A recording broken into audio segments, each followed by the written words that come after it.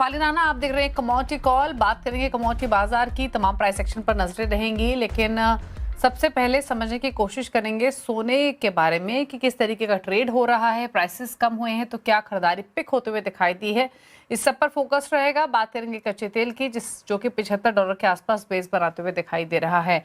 हमारे साथ हैं इन सब पर बातचीत करने के लिए मातेश्वरी गोल्ड के सीईओ अनुराग रस्तोगी, chartandtrade.com के फाउंडर विकास बकरिया और साथ ही मेरे एसेट शेयर खान के टेक्निकल एनालिस्ट राकेश खन्ना भी हमारे साथ बने हुए हैं। आप सभी का स्वागत है इस शो में। और सबसे पहले बात कर लेते हैं सोने की। एक बार इंटरनेशनल मार्केट्स के प्राइसेस पर नजर डालते हैं, घरेलू बाजार में क्या रुझान देखने को मिल रहा है वो देखते हैं। जो वापस से mid west Asia crisis emerge होने जैसी सिचुएशन बनी है, उसके बाद इन्फ्लेशन को लेकर तो चिंता जाहिर हुई है, लेकिन इंटरेस्टिंग यह है कि गोल्ड वॉलेटाइल हो गया है। इस बीच हमने प्रेशर आते हुए देखा, सुबह भी थोड़े दबाव में था, अब वापस रिकवर होकर $4100 के आसपास कारोबार कर रहा है। इंटरनेशनल मार्केट्स में घरेलू बाजार में भी एक्शन वापस से तेजी का बनते हुए दिखाई दिया है। अब 1,45,000 के आसपास सोना घरेलू बाजार में कारोबार कर रहा है।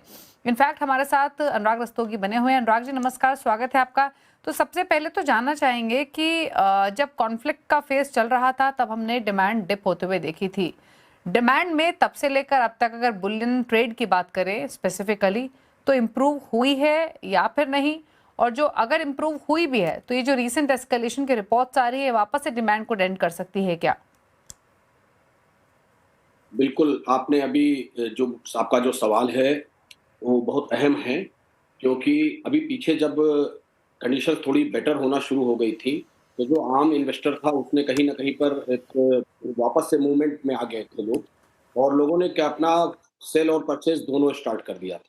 काफ़ी इन्वेस्टर जो वेट कर रहे थे काफ़ी दिन से, उन्होंने भी परचेजिंग करना शुरू कर दिया था। आपने देखा बीच में सोना थोड़ा-सा एक उसके अंदर चाल आई और 4000, 5000, 6000 रुपए तक वो ऊपर तक भी गया, क्योंकि इन्वेस्टर वापस आने लग गए थे। लोगों को लगा था अब माहौल सब सही हो गया है।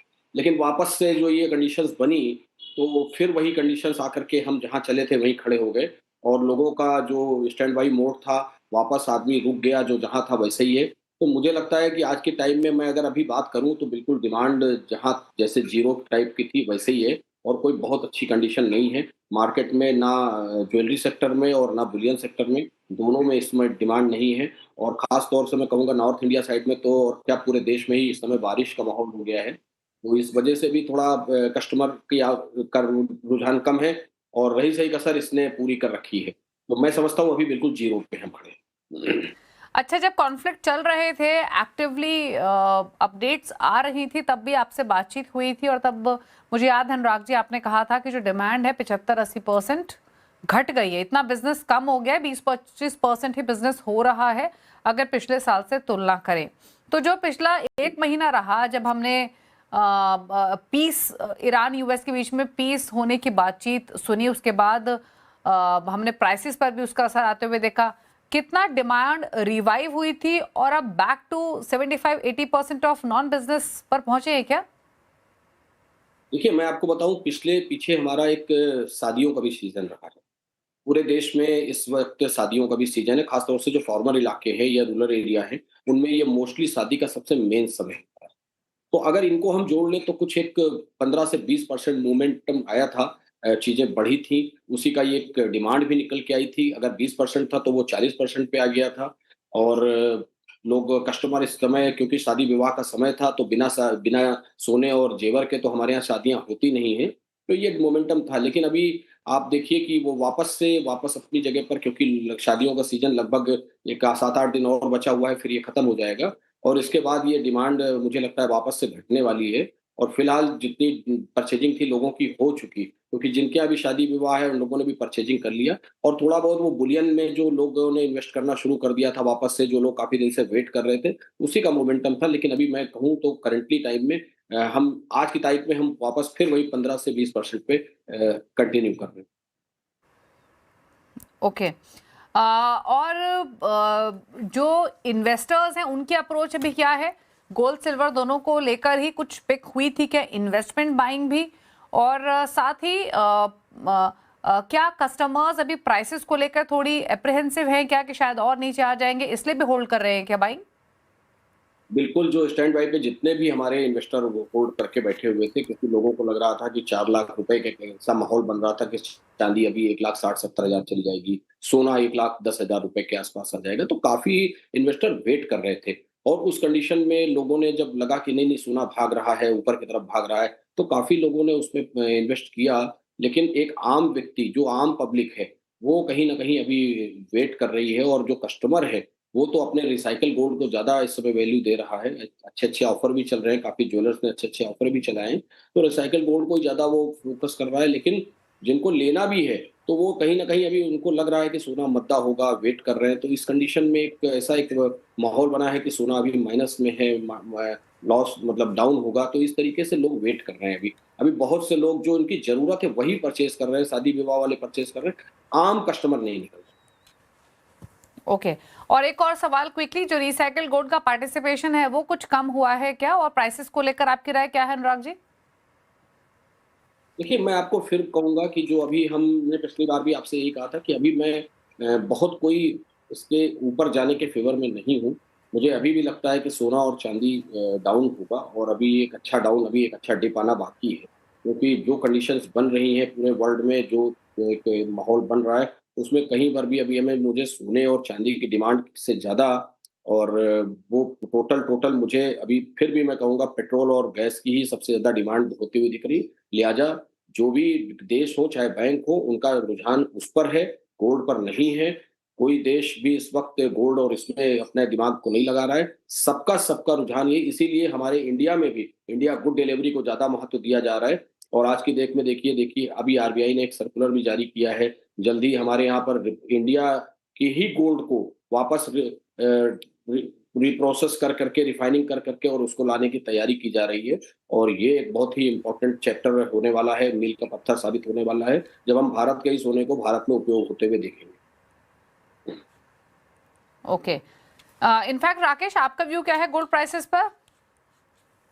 पहले तो नमस्ते मैम, और नमस्ते सभी दर्शकों को।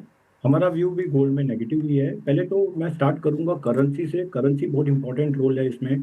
जैसे कि हमने देखा था जब डॉलर इंडेक्स में एक अच्छा खासा ब्रेकआउट आया था ऊपर में, तो जब मार्केट में एक बहुत बड़ा करेक्शन देखा था। अभी डॉलर इंडेक्स क्या हो गया है, थोड़ा फ्लैट हो गया है और अपने हायर हायर लो फॉर्मेशन के साथ मूव कर रहा है और 200 डे मूविंग एवरेज के ऊपर ही ट्रेड कर रहा है। अगर यहाँ से डॉलर इंडेक्स में फिर से एक अच्छा राइज देखा गया जो 102 ब्रेक करता है, तो आपको automatically selling pressure gold silver दोनों में देखा जाएगा, क्योंकि नीचे में अब $99 का सपोर्ट कर रहा है। सेकंड पॉइंट इंपॉर्टेंट है जो यूरो आईएनआर। आप यूरो आईएनआर का अगर करेंसी में देखेंगे तो यूरो वीक लग रहा है डॉलर के सामने, वो भी एक बहुत बड़ा फैक्टर है। तो इसमें देखा जाए तो गोल्ड में अब मैं आता हूँ सीधा स्ट्रेट अवे। गोल्ड इंडियन और इंटरनेशनली में अगर आप देखते हो तो गोल्ड एक पुल बैक में है। ये लोअर हाई लोअर लो फॉर्मेशन के नीचे ही चल रहा है। ऊपर में $4,382 से जब ये नीचे $4,000 तोड़ा था, $3,942 गया था।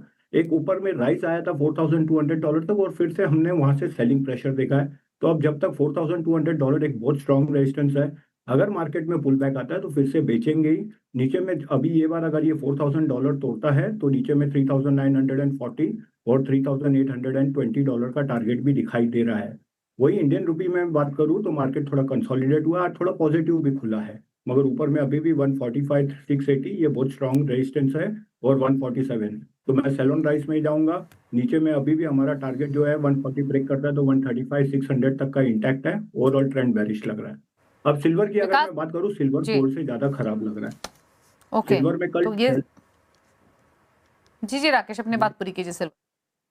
या सिल्वर में देखा जाए तो सिल्वर गोल्ड से ज्यादा खराब लग रहा है। उसमें ट्रेंड लाइन ब्रेकडाउन भी हो गया था और $60 के नीचे सस्टेन भी हो गया है। तो सिल्वर में थोड़ा ज्यादा कॉशियस रहने की गरज है। अभी भी नीचे में जो उसका सपोर्ट है वो इंटैक्ट है $55 का, तो ये खराब ही लग रहा है। इंडियन रुपी टर्म में मैं बोलूँ तो काफी गिर चुका था ये, मगर ऊपर में देखा जाए तो अब जब तक 2,30,900 के ऊपर नहीं जाता है, और 200 डे मूविंग एवरेज का जो रेजिस्टेंस है 235, तो मार्केट जब भी ऊपर मिले तो बेचो। नीचे में अभी भी 2,12,000 और 2,06,000 का टारगेट इंटैक्ट है।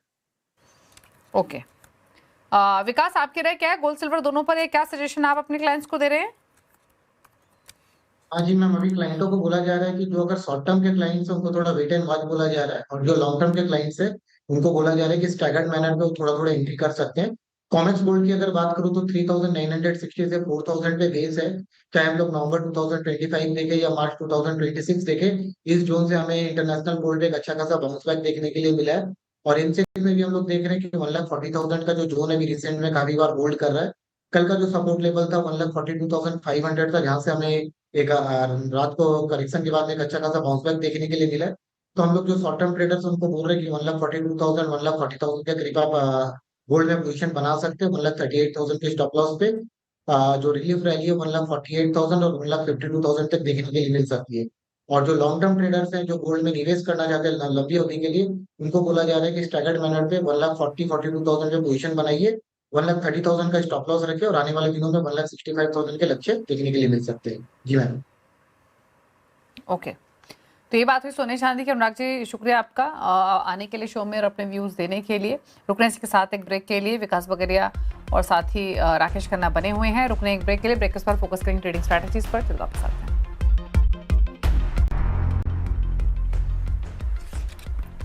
आप दे रहे हैं कमोडिटी कॉल, विकास बगरिया हमारे साथ बने हुए हैं, राकेश खन्ना है। अब बात करते हैं ट्रेडिंग स्ट्रैटेजीज की। विकास बताइए आपकी ट्रेडिंग कॉल्स। हाँ जी मैम, ट्रेडिंग कॉल्स में मेरा ट्रेडिंग कॉल रहेगा मैम एल्यूमिनियम पे। फिर से एल्यूमिनियम अभी भी ट्रेंड और स्ट्रक्चर पॉजिटिव लग रहा है। मेरे को लगता है कि एल्यूमिनियम पे कोई भी डीप आता है 338 337 तो इसको बाई करना चाहिए। 332 का एक स्टॉप लॉस लगाना चाहिए और आने वाले दिनों में टारगेट 347 और 353 का देखने के लिए मिल सकते हैं। वहीं मैम उसके साथ साथ मैं जाना चाहूंगा कॉपर के साथ में भी बाई कॉल पे जाना चाहूंगा। कॉपर में ऐसा लगता है बेस फॉर्मेशन बन गया है। कॉपर में 1282 के ऊपर अगर चलता है तो बाई करना चाहिए। 1260 के स्टॉप लॉस लगाना चाहिए। 1298 एंड 1320 के लक्ष्य जो है कॉपर में देखने के लिए मिल सकते हैं। जी मैम। तो एल्यूमिनियम और कॉपर ये ट्रेड रिकमेंड किए गए हैं। राकेश आपकी रिकमेंडेशन क्या है? मेरी रिकमेंडेशन पहले होगी क्रूड। क्रूड में देखा जाए तो $68 से बहुत अच्छा स्ट्रॉन्ग बाउंस बैक हुआ है और 200 डे मूविंग एवरेज के ऊपर क्लोज हुआ है, तो $71.70 स्ट्रॉन्ग सपोर्ट है। तो ऊपर में $78 दिख रहा हूँ। इंडियन रुपी टर्म में 6,900 6,850 स्ट्रॉन्ग सपोर्ट है। अगर ये बार 7,380 निकालता है ऊपर में 7,400, तो एक नया अप ट्रेंड चालू हो जाएगा। मेरी दूसरी ट्रेड है नेचुरल गैस।